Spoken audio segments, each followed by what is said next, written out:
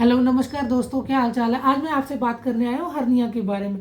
Facebook के माध्यम से, इंस्टाग्राम के माध्यम से या फिर यूट्यूब के माध्यम से मुझे एक क्वेश्चन लगातार पूछा जा रहा है। ये प्रश्न लगातार मेरे दोस्तों के द्वारा पूछा जा रहा है कि सर आप हमें हर्निया के बारे में जानकारी दें। हमारे पिताजी को हर्निया है, हमारे चाचा जी को हर्निया है, हमारे दादाजी को हर्निया है। डॉक्टर ने बताया हर्निया है, तो क्या बताइए, क्या कुछ दवाई खा के हमारे चाचा जी, दादाजी, पिताजी ठीक हो सकते हैं? क्योंकि डॉक्टर तो बता रहे हैं कि ऑपरेशन ही करना पड़ता है। तो आप बताइए, हमें आप पे विश्वास है कि हम आपसे मुंह से सुनना चाहते हैं कि इसका इलाज कैसे होता है और कैसे कराना चाहिए। तो दोस्तों, आज मैं पूरी तरीके से हर्निया के टॉपिक की चर्चा करने जा रहा हूँ। तो अपने दोस्तों के लिए भी, आम जनता के लिए भी, और मेडिकल स्टूडेंट जो जीएनएम, एएनएम, बीएससी नर्सिंग कर रहे हैं, उनके लिए भी ये लाभप्रद होने वाला है, उनके लिए फ़ायदेमंद होने वाला है। तो चलिए अब सीधी बात करते हैं हर्निया की। तो सबसे पहला प्रश्न होता है मरीजों का, हर्निया किसे कहते हैं। देखिए, हर्निया एक ऐसी बीमारी है जो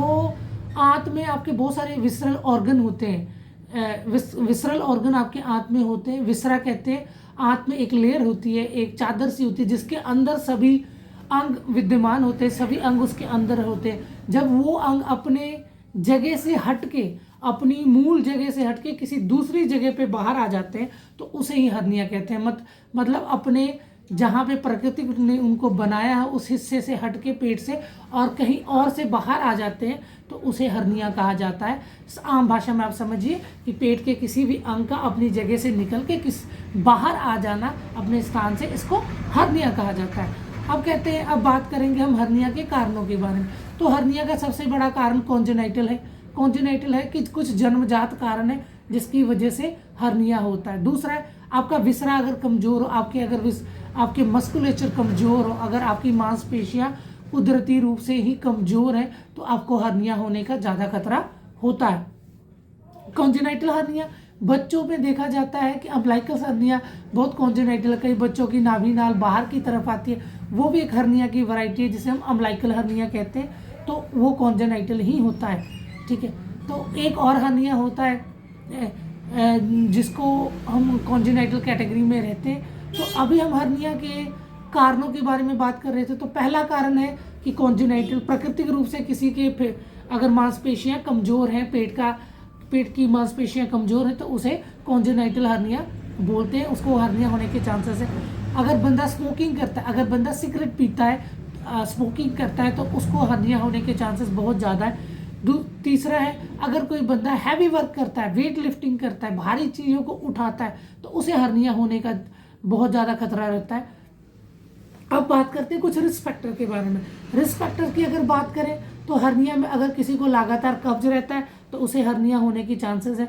अगर किसी को ब्रोंकियल एस्थमा है, खांसी जोरदार रहती है, बार बार रहती है, तो उसे भी हर्निया होने का खतरा लगातार बना रहता है। तो ये सारे फैक्टर हैं। पहला फैक्टर है कॉन्जेनाइटल, जो प्राकृतिक रूप से होता है, इसमें आप कुछ नहीं कर सकते, आपका शरीर कमजोर है, आपकी मांसपेशियां कमजोर है, तो कुछ नहीं कर सकते। दूसरा है स्मोकिंग, अगर आप स्मोकिंग करते हैं, सिगरेट पीते हैं, तो आपको हो सकता है, ये आप रोकिए, सिकमी कहते हैं, उसमें सैक को एक्साइज कर दिया जाता है, काट के निकाल दिया जाता है, और कोई किसी भी किस्म की जाली नहीं डाली जाती छोटे बच्चों में, तो इसे हम हर्नियोटोमी कहते हैं। ये 14-15 साल से नीचे के बच्चों में जो हर्निया का इलाज है वो हर्नियोटोमी करके किया जाता है। तो ये प्रोसीजर किया जाता है। अब एडल्ट लोगों में जो 20 साल से ऊपर है, 16 साल से ऊपर है, 18-20 से ऊपर है, उन लोगों में मेसप्लास्टी किया जाता है, या फिर हम उसको हर्नियोप्लास्टी बोलते हैं। प्रोसीजर उसी प्रकार से किया जाता है, पर इसमें एक जाली डाली जाती है। जाली को अंदर तक डाल के उसको फिर स्टिच लगाए जाते हैं सभी लेयर्स पे, और फिर बंद कर दिया जाता है ताकि मरीज को दोबारा से वहाँ से का हर्निया ना हो। तो इस दो प्रकार के सर्जरी का इस्तेमाल किया जा सकता है आजकल, एक ओपन सर्जरी और दूसरा लैप सर्जरी है। तो हम आपको दोनों की जानकारी देंगे। जो अभी मैंने बताया हर्नियोटोमी, ये ओपन सर्जरी है, और जो दूसरी हम कहते हैं लेफ्ट टैप या लेफ्ट राइट टैप, ये सर्जरी जो है ये टोटली लेप्रोस्कोपिक है। तो लेप्रोस्कोपिक सर्जरी पे आपको फ़ायदा होगा। क्या फ़ायदा होगा? आपको दर्द कम होगी, आपकी रिकवरी थोड़ी फास्ट होगी, और आप जल्दी ठीक हो पाएंगे, आप जल्दी अपने काम पे वापस लौट पाएंगे। अब कॉम्प्लिकेशन के बारे में बात करते हैं, क्या कॉम्प्लिकेशन हो सकती है अगर हर्निया है, आपने ठीक नहीं कराया। तो अगर हर्निया है आपको और आप इलाज नहीं करा रहे, सालों साल पड़ा, तो आपकी हर्निया को ऑब्स्ट्रक्शन हो सकती है। ऑब्स्ट्रक्शन मतलब रुकावट हो सकती है। जब हर्निया में रुकावट आएगी तो हो सकता है आपके आंतों में भी उसके साथ साथ में रुकावट हो जाए, जो कि एक इमरजेंसी कंडीशन बनती है, तत्काल ही ऑपरेशन आपको करवाना पड़ता है। अगर आप नहीं करवाते तो आपकी जान को खतरा हो सकता है। उससे भी बड़ी कॉम्प्लिकेशन क्या हो सकती है, उससे बड़ी कॉम्प्लिकेशन होती है स्ट्रैंगुलेशन। स्ट्रैंगुलेशन क्या है, स्ट्रैंगुलेटेड हर्निया जब हो जाता है तो हर्निया क्या होता है, टेढ़ा हो जाता है, घूम जाता है। उस अवस्था में बहुत से ब्लड सप्लाई रुक जाती है, जिस हिस्से में वो घूम जाता है वहाँ की ब्लड सप्लाई रुक जाती है और गैंग्रीन बनने लगता है। गैंग्रीन एक खतरनाक बीमारी है और सारा हिस्सा सड़ने लगता है, गलने लगता है। अगर आप ऑपरेशन नहीं कराते तो मरीज की मौत भी हो सकती है, मरीज की जान जा सकती है।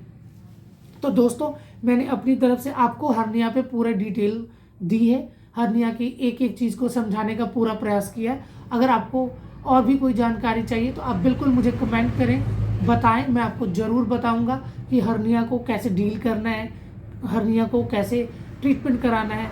आप हमें फ्रीक्वेंटली जो क्वेश्चन पूछते हैं उसको मैं आंसर कर रहा हूँ। मेरे चैनल का नाम है master in health care and fitness. फिर से बताऊंगा, मेरे यूट्यूब चैनल का नाम है master in health care and fitness. पूरी वीडियो आपको इसी चैनल पे मिलेगी, आपको शॉर्ट्स के फॉर्म में मिल सकती है, आपको फेसबुक रील के संबंध में मिल सकती है, पर पूरी जानकारी दे पाना फेसबुक के माध्यम से हमें लगता है एप्रोप्रिएट ही है, उतना ही मिल पाएगी, ना ही आप लोग देख पाओगे। अगर आपके पेशेंट को हर्निया है, आपको हर्निया है, तो प्लीज़ मेरे यूट्यूब चैनल पे आइए, उस वीडियो को ध्यान से वॉच करिए, देखिए। अगर आपका कोई क्वेश्चन है तो उसे मुझसे आप सीधा पूछ सकते हैं कमेंट के थ्रू, तो मैं ज़रूर आंसर करूँगा। तो थैंक यू सो मच मेरा चैनल देखने के लिए, थैंक यू सो मच मुझे फेसबुक पे देखने के लिए, यूट्यूब पे और इंस्टाग्राम पे। Thank you so much. नमस्कार दोस्तों, आज मैं बात करूँगा कि हर्निया के पेशेंट को ऑपरेशन के बाद क्या क्या नहीं करना चाहिए और क्या क्या करना चाहिए। तो पहले बात करते हैं कि हर्निया के पेशेंट को ऑपरेशन के बाद क्या क्या करना चाहिए। देखिए, हर्निया के पेशेंट को सबसे पहले सॉफ्ट डाइट का इस्तेमाल करना चाहिए। अगर डॉक्टर ने उसे लंगोट पहनने के लिए एडवाइस किया तो हर्निया के पेशेंट को लंगोट जरूर पहनना चाहिए। ये हाइड्रोसिल के पेशेंट को भी रिकमेंड किया जाता है। अगर आप मोटापा है, आपको ओबेसिटी है, आप ज़्यादा हैवी हैं, आपको बेल्ट पहनना चाहिए। बेल्ट पहनने से आपको बहुत फ़ायदा होगा, टाँके आपके मजबूत और इंटैक्ट रहेंगे और जल्दी जुड़ेंगे भी। तो हर्निया के पेशेंट को डिस्चार्ज के बाद से नरम खाने का इस्तेमाल करना चाहिए। दाल, खिचड़ी, सॉफ्ट डाइट, दूध, दलिया, इसका इस्तेमाल करें। कब्ज नहीं होनी चाहिए हर्निया के पेशेंट को, इसलिए आप लैक्सेटिव का इस्तेमाल कर सकते हैं। कब्ज आपको बिल्कुल नहीं होनी चाहिए और कोई भी ठोस पदार्थ जल्दी ना खाएं। 1 हफ्ता तक हो सके तो सेमी सॉलिड या लिक्विड चीज़ें लें। सेमी सॉलिड या लिक्विड जो चीज़ें पी जा सकती है उनका सेवन आपको करना चाहिए। अब क्या नहीं करना चाहिए, तो हर्निया के पेशेंट को बिल्कुल जोर का काम नहीं करना चाहिए। उसे कोई भी भारी चीज़ बिल्कुल नहीं उठानी चाहिए। स्कूटर, साइकिल, कार ड्राइविंग बिल्कुल उसको 1-2 महीनों तक नहीं करनी चाहिए। अगर हो सके तो 4-6 महीने नहीं करनी चाहिए। उसे कब्ज नहीं होना चाहिए। हर्निया के पेशेंट को अगर कब्ज है तुरंत ही दवाई लेना चाहिए। अगर हर्निया के पेशेंट को पहले खांसी नहीं थी, जुकाम नहीं था और बाद में हर्निया के पेशेंट को जुकाम है, खांसी है, तो उसको तुरंत ही उसका इलाज करना चाहिए, क्योंकि उसके टाँके टूट सकते हैं। तो इसका ध्यान रखने की बहुत ज़्यादा ज़रूरत होती है। अगर आप हर्निया के पेशेंट हैं, तो अगर आप डायबिटिक हैं तो आपको अपने ब्लड शुगर को बिल्कुल कंट्रोल में रखने की ज़रूरत है, ताकि उससे टाँके आपके पके नहीं और टाइम से आपका जख्म भर जाए। तो ये सारी चीज़ें हैं जो हर्निया के पेशेंट को करना चाहिए। बार बार डाइट पूछने का, तो डाइट में मैं सीधा ही बताऊंगा कि आपको खिचड़ी लेना है, आपको दलिया लेना है, आपको नरम चीज़ें लेनी है, दूध पीना है, सब्जियों का सूप बना के पिए। आप अगर आपको शुगर नहीं है तो आप जूस भी ले सकते हैं, ठीक है। तो इन सारी चीज़ों का ख्याल आपको हर्निया का पेशेंट होते हुए रखना है। अगर डॉक्टर ने आपको बेल्ट एडवाइस की है तो आपको बेल्ट बांधना है। और मोटे पेशेंटों के लिए है, ओबेस पेशेंट के लिए तो कंपलसरी है कि हर्निया के ऑपरेशन के बाद आपको एब्डोमिनल, अगर पेट पे है तो एब्डोमिनल बेल्ट बांधना ही बांधना है। तो अधिक जानकारी के लिए आप मेरे यूट्यूब चैनल पे आए, आपको एक एक डिटेल मिलेगी। Thank you so much.